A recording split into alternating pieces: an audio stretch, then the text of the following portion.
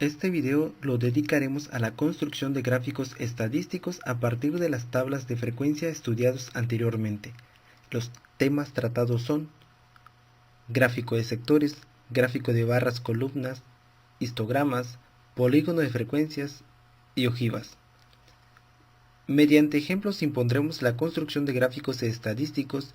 Se les pregunta a un grupo de personas que asistieron a un evento, ¿cuál fue su color preferido sobre X producto en particular? A partir de la información recolectada se crea la tabla de frecuencia.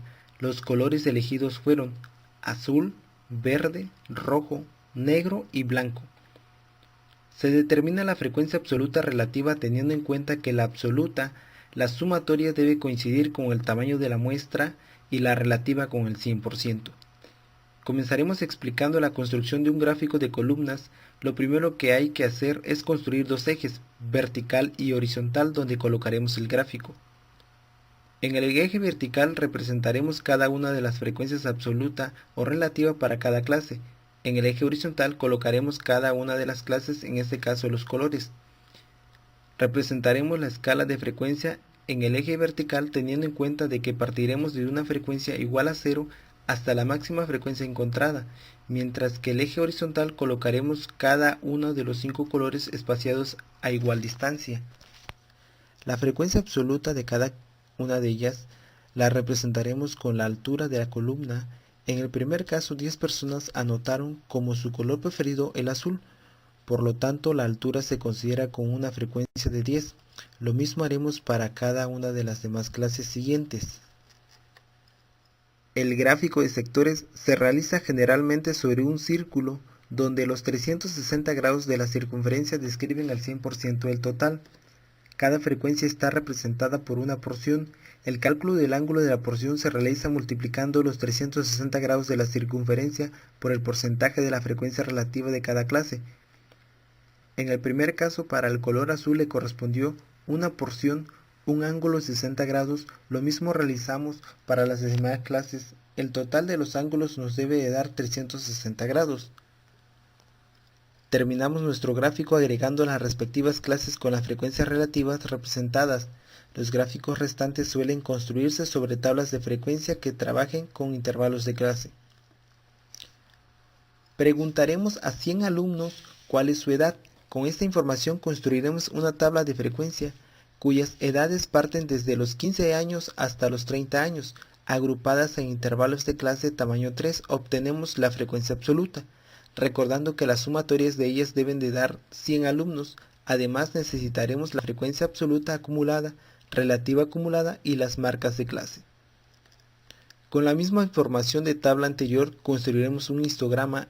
Un histograma es un gráfico de columna especial representada en dos ejes, vertical en donde colocaremos la frecuencia absoluta relativa y en la horizontal donde colocaremos las marcas de clases. En el eje vertical representaremos la escala de frecuencia, teniendo en cuenta que partiremos de una frecuencia igual a 0 hasta la máxima frecuencia encontrada. En el eje vertical colocaremos las 5 marcas de clase espaciadas a igual distancia. La primera clase representa una frecuencia de 25, la señalaremos con una columna cuyo ancho es la distancia entre las clases. Se realiza el mismo procedimiento para las demás marcas de clase, teniendo en cuenta que dejaremos igual espacio al inicio y al fin del eje. A partir del histograma construido del ejercicio anterior, realizaremos un polígono de frecuencia. Partiremos en una línea que va desde el origen hasta el techo en su punto medio. Seguimos avanzando entre los puntos medios del techo de cada columna hasta llegar al final. Recordemos que el área debajo del polígono de frecuencia es igual al área representada por las columnas en el histograma. Cada que trazamos una línea del polígono, estaríamos agregando un área que es igual al área eliminada en la columna. Para todos los gráficos analizados podríamos intercambiar la frecuencia absoluta por la frecuencia relativa y mantendremos su proporción. Por último tenemos el gráfico de ojivas, el cual se basa también en dos ejes, vertical y horizontal. La diferencia radica es que en el eje vertical colocaremos la frecuencia absoluta relativa acumulada y en el eje horizontal colocaremos los límites superiores. Representamos la escala de la frecuencia en el eje vertical teniendo en cuenta que partiremos desde una frecuencia igual a 0 hasta la máxima frecuencia acumulada. Mientras que en el eje horizontal partiremos del primer límite menor y sumaremos con los límites superiores. Representaremos los puntos en el plano teniendo en cuenta límite superior y la frecuencia acumulada, creando líneas que parten desde el origen. Se realiza el mismo procedimiento para las demás frecuencias. El último punto representa la máxima frecuencia acumulada